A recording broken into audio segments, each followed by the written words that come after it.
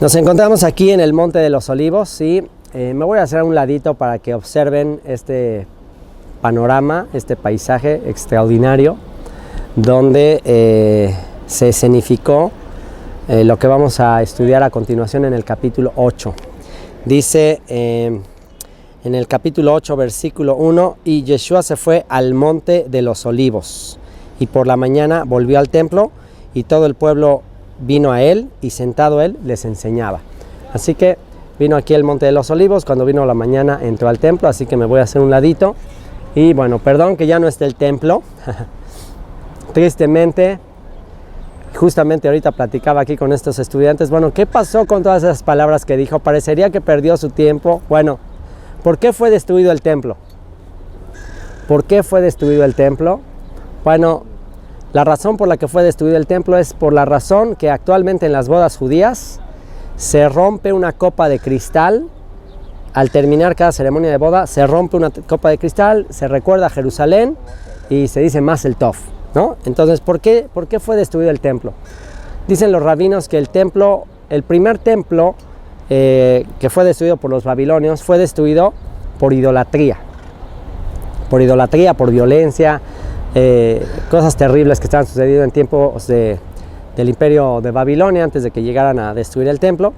Y el segundo templo fue destruido por lo que se conoce como odio infundado o odio como gratuito, es decir, que se odiaban, se peleaban por cualquier cosa.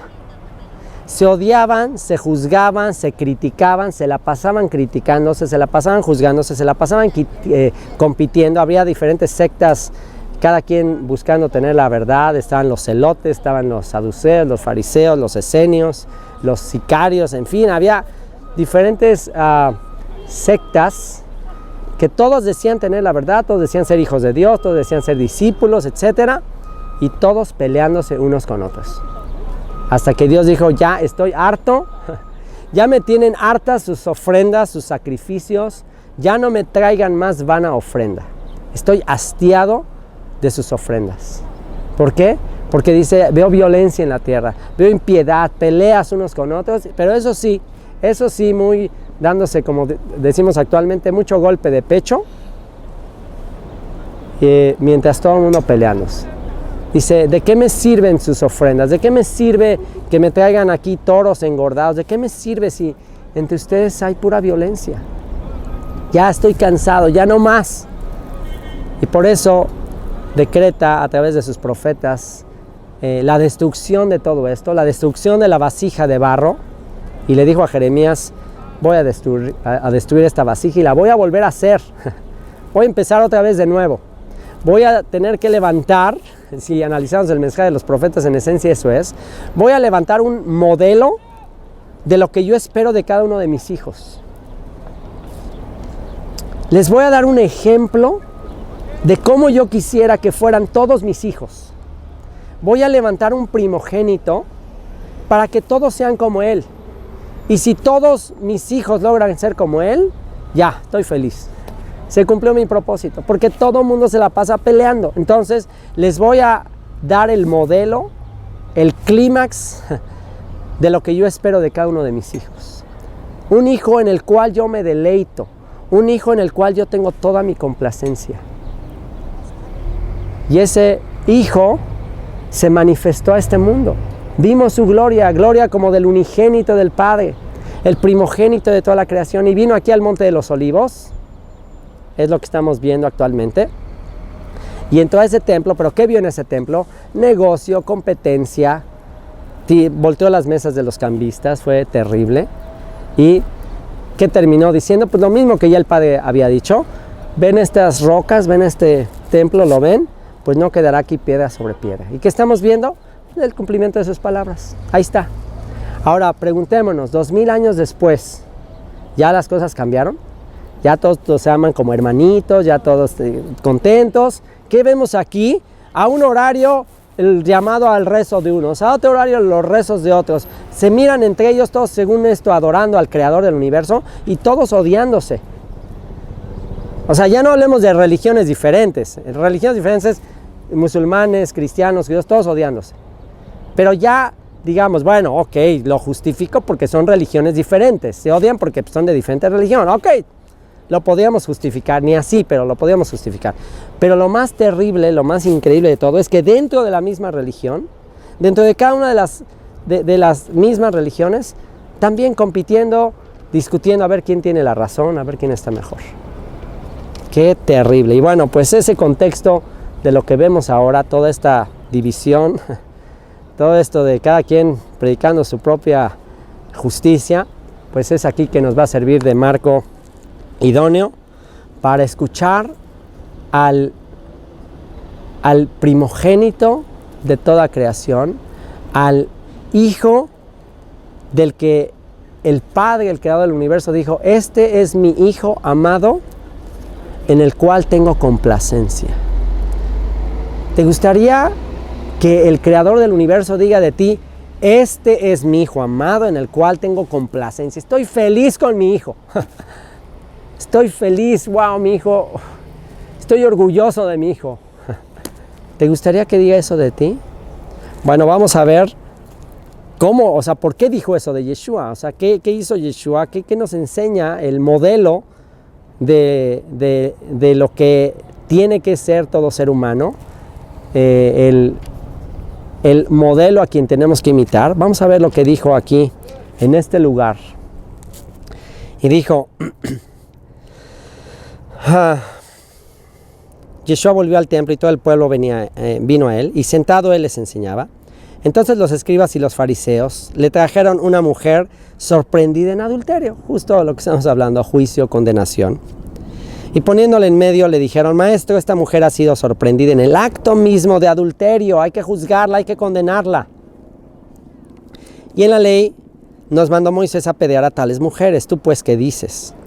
Mas esto decían tentándole para poder acusarle, pero Yeshua, inclinado hacia el suelo, escribía en tierra con el dedo, y como insistieron en preguntarle, se enderezó y les dijo. Y antes de irnos a las letras en rojo, una vez más les repito lo que en cada estudio de las letras rojas les digo: es muy importante que complementen este estudio con el nivel intermedio,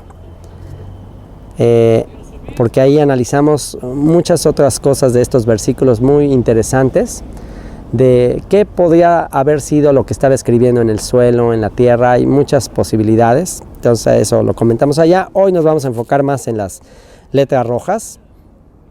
Dice que insistían en preguntarle, y les dijo: el que de vosotros esté sin pecado, sea el primero en arrojar la piedra contra ella. Ok, ¿quieren ser jueces? ¿Quieren ser jueces? Bueno, pues el juez tiene que ser el ejemplo, ¿no? O sea, si tú vas a tener la autoridad para condenar a alguien, ¿cómo puedes tener cara o cómo puedes tener autoridad para juzgar si tú estás cayendo en lo mismo? Ok, está bien, ¿quieres constituirte en un juez? ¿Quieres constituirte en una autoridad? Entonces, primero da tú el ejemplo. El que esté libre de pecado, sea el primero en arrojar la piedra contra ella. E inclinándose de nuevo hacia el suelo, siguió escribiendo en tierra.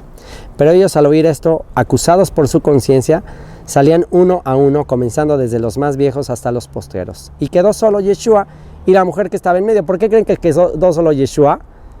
Porque es el único que tenía la autoridad para juzgarle. Era el único que se podía levantar en contra de ella como juez. Todos los demás, acusados por su conciencia, como dice aquí, todos los demás tenían cola que les pisaran, se fueron. Se quedó él con ella. Ok, aquí el modelo de hijo de Dios, vamos a ver qué va a hacer. Vamos a ver qué va a hacer a quien tenemos que imitar. ¿Qué va a hacer contra una mujer que ya evidentemente se tenían las pruebas de que había transgredido? Enderezándose Yeshua y no viendo a nadie sino a la mujer, le dijo: mujer, ¿dónde están los que te acusaban? ¿Ninguno te condenó? Ella dijo: ninguno, Señor. Entonces Yeshua le dijo: ni yo te condeno, vete y no peques más. Vete y no peques más. Ahora, es muy fácil decirle a la gente: vete y no peques más. Eso somos expertos en decirlo. Todo el tiempo nos la pasamos diciéndole a los demás y a nuestros hijos o a otras personas, todo el tiempo: no peques, no peques, no peques, no peques. Eso es fácil decirlo. Pero está escrito que el antídoto contra el pecado, es la misericordia y la verdad. La misericordia y la verdad alejan el pecado. Entonces, sin misericordia, sin compasión, es imposible el arrepentimiento. El juicio, solamente el juicio, por eso dice que la misericordia triunfa sobre el juicio, porque el juicio en realidad, y se los digo por experiencia, yo que tengo un hijo, y he aprendido mucho, en la educación de mi hijo he aprendido mucho. Me he dado cuenta que cuando un hijo, y esto incluso lo he leído en consejos para padres, cuando un hijo siente que de todos modos sus papás ya los consideran unos inútiles o que no hacen las cosas bien como quieren, llega un momento en que los hijos ya dejan de intentar. O sea, el hijo está dispuesto o sea, el hijo quiere agradar a los papás. Cuando son chiquitos y todos tenemos esas ganas, esos deseos de agradar a nuestros papás. Pero en especial hubo un libro que tocó mucho mi corazón, que habla acerca del daño que le puede producir a un hijo el tener un papá o una mamá que son perfeccionistas, que son así críticos, que todo el tiempo están tratando de corregir, de enseñar. O sea, la Biblia nos habla de que tenemos que instruir a los niños, etcétera, pero tenemos que tener mucho cuidado en la manera en que lo hacemos. Dice, por ejemplo, si un día el niño se esforzó en hacer su cama y va muy emocionado con la mamá y mami, mira, tendé mi cama, y pues llega la mamá y pues ve la cama ahí medio tendida, pero una colcha por allá salida a la sábana, la punta de la sábana por acá, y la mamá le dice, ay, qué lindo, ay, mira, te falta esta puntita de la sábana, mira, se hace así. ¿Qué crees que hace el niño? ¿Crees que el niño va a tener la motivación para seguirlo haciendo? Si cada vez que el niño, mira, llegué, mira, mami, me saqué 8, ay, pero te faltó muy poquito para que saques 9 o 10 o lo que sea. Y entonces, si tienes esa actitud continua, puede ser que llegue un momento en que el niño diga, bueno, ya para qué me esfuerzo si de todos modos no hay nada que pueda hacer y de todos modos no está satisfecho. Entonces, ¿cuál es la clave aquí? La misericordia, la compasión, el ponerle lo que le falta, y eso guiará a la gente al arrepentimiento. Entonces, lo primero que hace aquí Yeshua para guiar a esta mujer a que no vuelva a pecar, porque sería muy fácil decirle, no peques, no vuelvas a pecar, sería muy fácil, pero aquí le dijo primero el secreto, el antídoto contra el pecado. ¿Cuál es? Ni yo te condeno. No te condeno, no te juzgo, solamente este acto de compasión, de misericordia que tuve, aprécialo como la motivación para no volver a pecar. Y continuando en el versículo 12, dice, otra vez Yeshua les habló diciendo, yo soy la luz del mundo, el que me sigue no andará en tinieblas, sino que tendrá la luz de la vida. Entonces los fariseos le dijeron, tú das testimonio acerca de ti mismo, tu testimonio no es verdadero, porque ya él había dicho que yo no doy testimonio de mí mismo, es el Padre que me envió el que da testimonio. Entonces aquí él está diciendo, yo soy la luz del mundo, y dicen, ¿ves? Sí estás dando testimonio de ti mismo, sí estás hablando bien de ti mismo. ¿Pero qué contesta Yeshua? Respondió Yeshua y les dijo, aunque yo doy testimonio acerca de mí mismo, mi testimonio es verdadero, porque sé de dónde he venido y a dónde voy. Pero vosotros no sabéis de dónde vengo ni a dónde voy. O sea, yo les digo lo que les digo porque sé de dónde vengo, sé quién me respalda. Pues ustedes no saben ni de dónde vengo ni a dónde voy. Vosotros juzgáis según la carne, yo no juzgo a nadie. Y si yo juzgo, mi juicio es verdadero, porque no soy yo solo, sino yo y el que me envió, el Padre. Y déjame ver aquí. Ok, sí.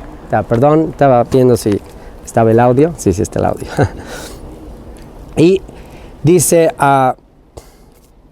vosotros juzgáis según la carne, yo no juzgo a nadie, y si yo juzgo, mi juicio es verdadero, porque no soy yo solo, sino yo y el que me envió, el Padre. Y en vuestra ley está escrito que el testimonio de 2 hombres es verdadero.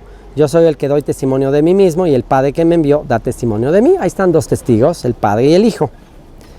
Ellos le dijeron, ¿dónde está tu Padre? Respondió Yeshua, ni a mí me conocéis, ni a mi Padre.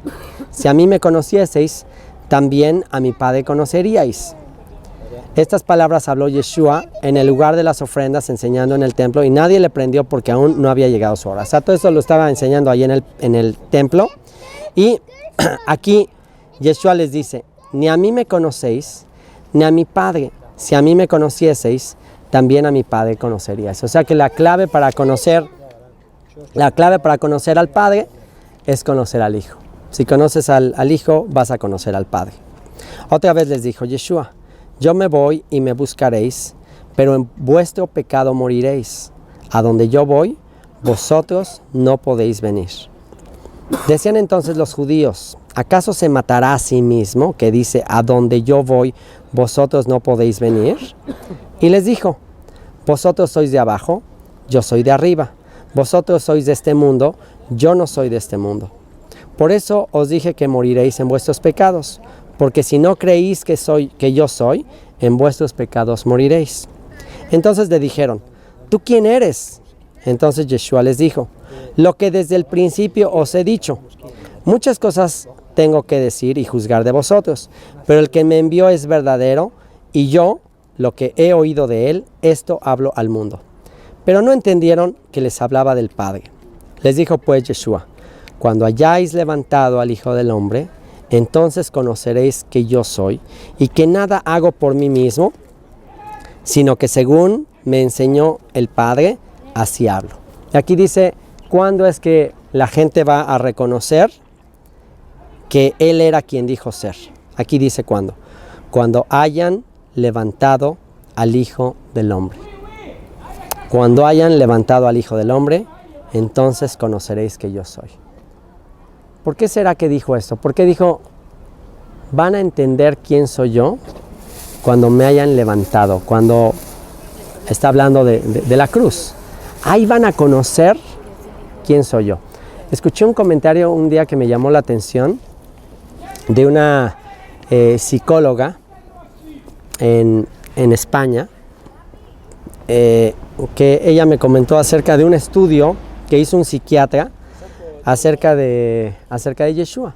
Que hubo un psiquiatra que se puso a leer los evangelios, hizo un perfil psiquiátrico, un análisis de la manera de comportarse, de enseñar, de todo lo que hizo de las acciones de Yeshua. Porque ustedes saben, los psiquiatras hacen un diagnóstico en base a cómo es una persona y dan un diagnóstico, esta persona está enferma o esta persona tiene un problema de paranoia o es esquizofrénica. A ver, vamos a analizar a esta persona. Y en base a esos análisis que hacen los psiquiatras determinan, pues esta persona pues, es un ser humano, es normal. O sea, todos los seres humanos ya tienen ciertas tendencias naturales, así son, ya los psiquiatras no se sorprenden porque ya saben que son, ya clasifican a los seres humanos de una manera o de otra, ¿no? Y este psiquiatra escribió un libro basado en el análisis que hizo de Yeshua y a la conclusión que llegó, y de hecho era un psiquiatra que no era creyente, él no creía en Yeshua ni en la Biblia ni en todas estas cosas. Pero después de su análisis clínico que hizo de Yeshua al leer los evangelios, llegó a la conclusión de que este no era un ser humano. Dijo, no, él no puede ser un ser humano. O sea, sus reacciones ante las situaciones adversas, su manera de reaccionar, su manera de entregarse, todo lo que hizo, eso no es humano, no puede ser un ser humano. Y al final de su estudio se hizo seguidor de Yeshua, se hizo creyente. Justo lo que dice aquí, cuando yo sea levantado, cuando vean que me entrego, cuando vean mi reacción ante los que me escupen, me golpean, hoy vamos a estar estudiando todo eso. O sea, es que no es natural, ponte a pensar lógicamente, ¿cómo reaccionas tú cuando te golpean, cuando te humillan? Es más, ya no vayamos a eso. ¿Cómo reaccionas tú cuando hablan mal de ti nada más? ¿Qué sientes cuando hablan mal de ti, cuando te están criticando? Todavía, si nos sentimos mal y nos enojamos cuando nos critican y sabemos que tienen cierta parte de verdad, ¿cómo te sientes cuando te critican injustamente y cuando te atacan injustamente? ¿Cómo reaccionas ante una injusticia que te han hecho? ¿Cómo reaccionas? Bueno, no es normal que él haya actuado como actuó cuando fue levantado. No es normal. Una plena injusticia, un juicio totalmente injusto. Todas las leyes se transgredieron, toda una corrupción, testigos falsos, todo así terrible, burlas, se estaban burlando de él. ¿Y cómo estaba reaccionando? ¿Qué estaba diciendo? Padre, perdónalos porque no saben lo que hacen. Este psiquiatra dijo, no, este no puede ser un ser humano. O sea, esto no puede ser posible. Entonces es lo que está diciendo. Dice, cuando sea levantado, a todos atraeré a mí. Y dice,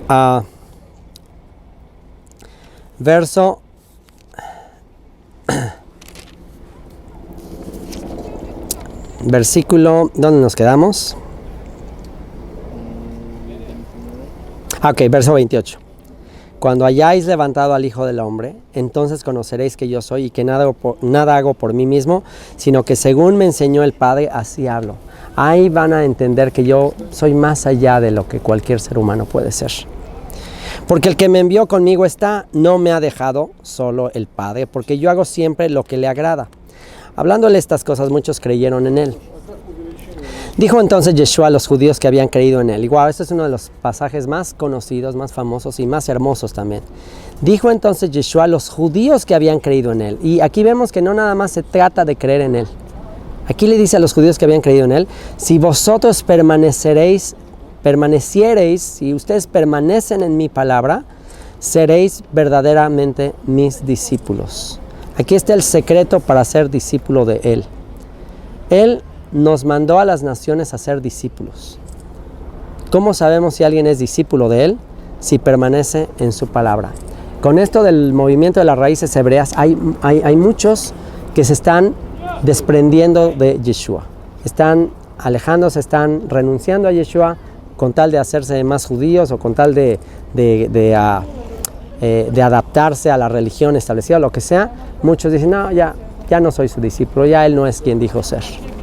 Y aquí Yeshua está diciendo, si permanecen en mi palabra seréis verdaderamente mis discípulos y conoceréis la verdad y la verdad os hará libres. Le respondieron, linaje de Abraham somos y jamás hemos sido esclavos de nadie. ¿Cómo dices tú, seréis libres? Y bueno, la actitud de estos hombres diciendo, y es la misma actitud que tienen muchos en el pueblo de Israel, tristemente, y muchos que pretenden ser parte, si nosotros no necesitamos a Yeshua. Nosotros somos injertados a Abraham, somos hijos de Abraham, no necesitamos a Yeshua. Y fíjense lo que dice Yeshua. Yeshua le respondió, de cierto os digo que todo aquel que hace pecado, esclavo es del pecado. Y el esclavo no queda en la casa para siempre, el Hijo sí queda para siempre. Así que si el Hijo os libertare, seréis verdaderamente libres. Sé que sois descendientes de Abraham, pero procuráis matarme. Esto es una contradicción. Sois hijos de Abraham, pero procuráis matarme, porque mi palabra no haya cabida en vosotros. Yo hablo lo que he visto cerca del Padre, y vosotros hacéis lo que habéis oído cerca de vuestro Padre. Respondieron y le dijeron, nuestro Padre es Abraham. Aquí ellos jactándose en su linaje, nuestro Padre es Abraham. ¿Cuánto hay gente ahora que se jacta en su linaje? Nosotros somos hijos de Abraham. Yeshua les dijo, si fueseis hijos de Abraham, las obras de Abraham haríais, pero ahora procuráis matarme a mí, hombre que os he hablado la verdad, la cual he oído de Dios. No hizo esto Abraham. Vosotros hacéis las obras de vuestro padre. Entonces le dijeron, nosotros no somos nacidos de fornicación. Un padre tenemos que es Dios. Y se corría en aquella época el rumor de que Yeshua era un hijo bastardo, no se creía en eso de que su mamá era virgen, en fin, se corrían rumores, todavía hasta la fecha se corren rumores muy feos acerca de él. Yeshua entonces les dijo, si vuestro padre fuese Dios, ciertamente me amaríais, porque yo de Dios he salido y he venido, pues no he venido de mí mismo, sino que Él me envió. ¿Por qué no entendéis mi lenguaje? ¿Por qué no podéis escuchar mi palabra? Vosotros sois de vuestro padre el diablo, y los deseos de vuestro padre queréis hacer. Él ha sido homicida desde el principio y no ha permanecido en la verdad, porque no hay verdad en él. Cuando habla mentira, de suyo habla, porque es mentiroso y padre de mentira. Y aquí les dice algo fuertísimo. Ustedes son la simiente de la serpiente. Ustedes son hijos de su padre el diablo. Y aquí, imagínense estarle diciendo esto a estas autoridades religiosas. Ahora, aquí vemos quién lo quería matar. ¿Quiénes son estos que lo querían matar? Si nos remontamos a Génesis, pondré enemistad entre la simiente de la mujer y la simiente de la serpiente. Quiere decir que aquí el enemigo introdujo como hijos de Abraham, unos que se decían ser hijos de Abraham, pero su simiente venía desde la serpiente. Y aquí podríamos saber la naturaleza de un ser humano en base a su actitud hacia Yeshua. La actitud que tiene un ser humano hacia Yeshua, eso es lo que determina, de acuerdo a estas palabras, si las tomamos así literalmente, la actitud de un ser humano hacia Yeshua determina si son simiente de Abraham, simiente de Dios o simiente de la serpiente. Si tienes una actitud de amor hacia Yeshua, pues de acuerdo a estas palabras literales, eres hijo de Dios, tienes la simiente divina. Si no, por eso dijo: el que conmigo no recoge desparrama, o estás conmigo o estás contra mí. Y dice,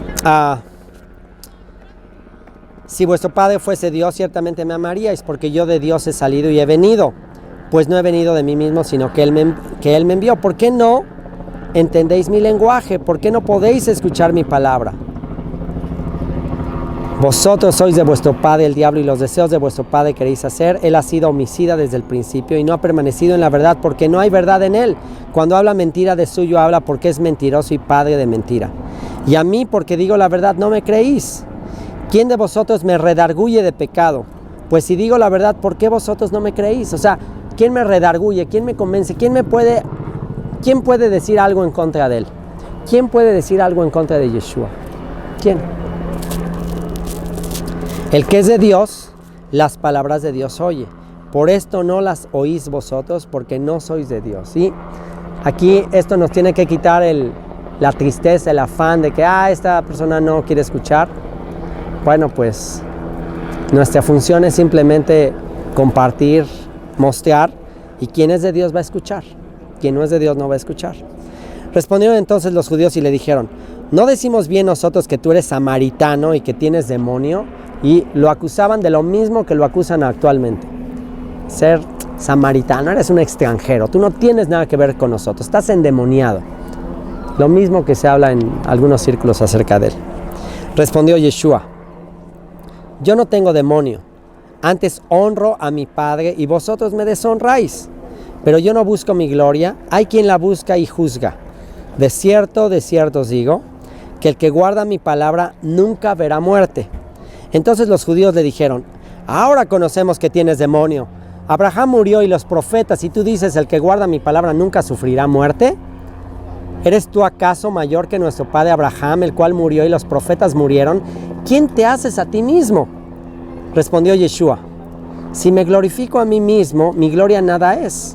Mi Padre es el que me glorifica, el que vosotros decís que es vuestro Dios, pero vosotros no le conocéis, mas yo le conozco. Y si dijere que no le conozco, sería mentiroso como vosotros, pero le conozco y guardo su palabra. Abraham, vuestro padre, se gozó de que había de ver mi día y lo vio y se gozó. Aquí Yeshua está diciendo: Abraham vio mi día. Yo tuve un encuentro con Abraham y lo vio y se gozó. Y aquí nos podríamos preguntar: wow, ¿cuándo Abraham vio su día? ¿Cuándo Abraham vio eso? Bueno, una posibilidad es que Abraham, ahí en el monte Moría, anticipó el día del Hijo de Dios, del Cordero, porque Abraham solamente es un paralelismo de un padre que entregaría a su hijo por amor. ¿Qué sucedió en ese monte, en el monte Moría? Un padre que por amor entregó a su hijo. Su hijo Isaac cargando el madero es una figura perfecta de Yeshua, cargando la madera rumbo al monte para ser sacrificado. Un padre que por amor está dispuesto a entregar a su hijo. Igual que lo que pasó en ese mismo lugar, un padre que de tal manera amó al mundo que dio a su hijo. Ahora, cuando Abraham estaba a punto de matar a Isaac, dice que un ángel le dijo: retén tu mano, no lo hagas, ya sé que temes a Dios. Y en ese lugar, dice, en este lugar el Señor será visto. Yud Hei Vav Hei Yireh, aquí será visto el Señor, aquí en este lugar. Entonces Abraham se gozó y se le dijo: Dios se proveerá de cordero del sacrificio. Entonces Abraham vislumbró lo que iba a suceder ahí. Un padre que entregaría a su hijo unigénito, el cordero de Dios que quita el pecado del mundo. Abraham vio ese hecho profético.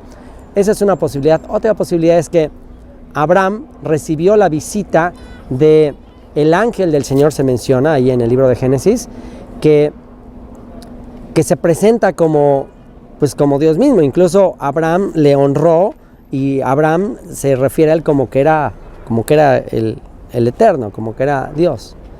Entonces, y si ese es el ángel del Señor, y en otros estudios de Juan hemos ya hablado de que ese ángel en la profecía de Malaquías se revela que es el que vino al templo, Yeshua, precedido por Juan el Bautista. Entonces, efectivamente, si el ángel del Señor que aparece en Génesis es Yeshua, entonces Abraham tuvo un encuentro con Yeshua antes de venir en carne.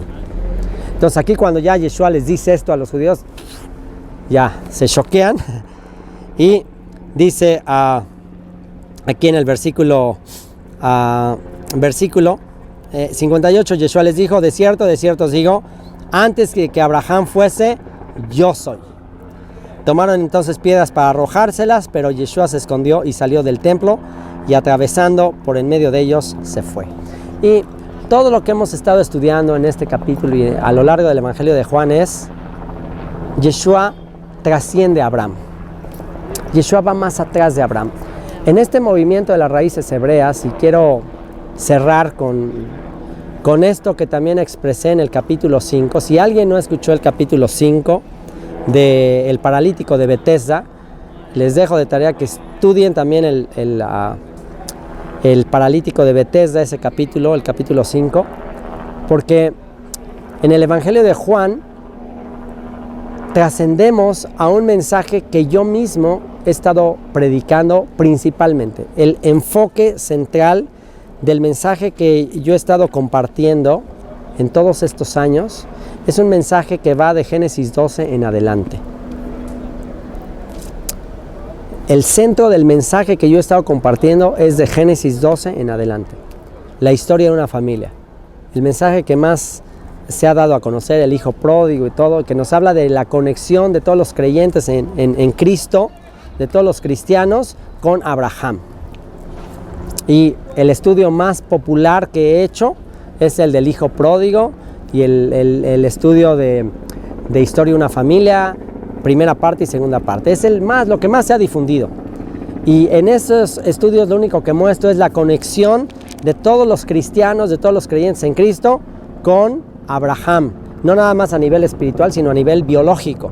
Simiente de Abraham. Lo que Pablo dijo, así que si vosotros sois de Cristo, ciertamente el linaje de Abraham sois y herederos de la promesa. Yo me la he pasado todos estos años, por eso me vine a vivir a Israel, por eso todos estos videos en Israel, tratando de convencer a los cristianos que no son otro pueblo, que no son extranjeros, que no son advenedizos, sino que son conciudadanos de los santos, son miembros de la familia de Dios, como dijo Pablo, y que somos ciudadanos de Israel, somos parte del pueblo de Israel, y que en Apocalipsis, cuando habla de la Nueva Jerusalén, que todo tiene que ver con Israel, las 12 tribus de Israel. Eso ha sido el centro y el énfasis del mensaje que he estado compartiendo, porque ese es el énfasis de la Biblia desde Génesis 12 hasta Apocalipsis 22. Ese es el énfasis. Pero ¿qué creen? El Evangelio de Juan me ha llevado más allá de Génesis 12. El Evangelio de Juan me ha llevado a Génesis 1. Es más, a antes de Génesis 1. En el principio era el verbo y el verbo era con Dios. Y el verbo era Dios. Me está llevando más atrás de Génesis y me está revolucionando a un nivel más allá de las 12 tribus de Israel. Porque aún conociendo y aún entendiendo nuestro injerto como hijos de Abraham y ser parte de las naciones a las 12 tribus de Israel, al mismo tiempo nos damos cuenta que el desenlace de todo en Apocalipsis es la reconexión de todo esto con el jardín del Edén. ¿Qué pasa en Apocalipsis? Ya si vemos así el final, cielos nuevos, tierra nueva y restaurado el jardín del Edén. Que si conoces y si te metes al contexto judío de las escrituras y qué es lo que anhela toda esta gente, cuál es su anhelo de llegar a ese monte y de orar en ese monte, el lugar santísimo, o sea, cuál es el anhelo de toda esta gente, o sea, porque cuando uno viene de un contexto cristiano, como que uno hasta donde, la visión que uno tiene hasta donde alcanza a ver cuando empieza a entender todas estas cosas de las escrituras, es, wow, ya entendí, sí, las raíces hebreas, las 12 tribus, Abraham, somos hijos de Abraham, wow, quiero ser parte, quiero llegar hasta ahí, hasta Génesis 12, donde todos somos hijos de Abraham, somos partes de este pueblo, somos parte de esta nación, wow, ya llegamos. Pero cuando llegas a este punto, y se lo digo por experiencia, y conoces lo que en este contexto se anhela, y si ves a la gente orando ahí en el mundo de los lamentos, ahí cuál es el anhelo, ahí es ya no llegar hasta Abraham, ahí trascender hasta Adán y Eva, Adán Rishon. Desde este es el fundamento, reconectarnos con Dios y ser como Adán Rishon. O sea, el pueblo judío lo que anhela es volver al estado de Adán Rishon, de Adán el primero. O sea que aquí al ver que Yeshua dice, antes que Abraham fuese, yo soy, aquí esto ya nos remonta más allá de la historia de una familia, más allá de pretender ser hijos de Abraham, más allá de pretender tener esa diferencia. Aquí esto nos lleva a las palabras del apóstol Pablo cuando dijo que en Cristo, en Yeshua, en el Mesías, somos un nuevo hombre. Ya no hay judío ni griego. Eso no quiere decir que no sigan existiendo, claro que los hay, pero ya no hay diferencias. Y si se dan cuenta, y yo lo he vivido aquí, veo la actitud, veo la situación. Una de las causas más específicas del conflicto que hay aquí es por problemas raciales y por problemas de diferencias entre unos y otros. De hecho, una de las razones por la que muchos jóvenes están rechazando la religión y ya no quieren más religión y les está resultando más atractiva las religiones orientales, el budismo, el hinduismo y todo eso, la nueva era, una de las razones en la juventud por qué eso está siendo más atractivo es porque si analizamos la historia de la religión, todo lo que ha pasado aquí, ¿cuántas veces ha sido destruida esta ciudad? Por problemas religiosos. Así que si trascendemos a eso y nos vamos hasta el modelo original del jardín del Edén y nos vamos más atrás de más atrás de Abraham, llegamos a Adán, entonces vemos aquel que dijo, antes que Abraham fuese, yo soy. Que Dios nos ayude a retornar a través del mensaje de Juan a lo que se vivía en el jardín del Edén, donde todo era belleza, donde todo era perfección, donde Dios pudo decir al final de que creó todo y vio Dios que era bueno en gran manera, vio Dios que era Tov Meot, bueno en gran manera, que podamos llegar hasta ese punto en que Dios dijo, wow, hasta aquí todo es bueno en gran manera. Vamos a orar. Bendito sea Yeshua, porque tú nos llevas al principio, nos llevas incluso a antes del principio. Ayúdanos a ver lo que la simiente de la serpiente no pudo ver.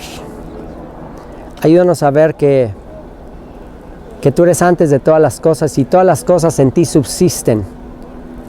Ayúdanos a exaltarte, a gloriarte, a permanecer en ti, Señor, porque si no, Señor, entonces realmente no podemos decir que somos libres.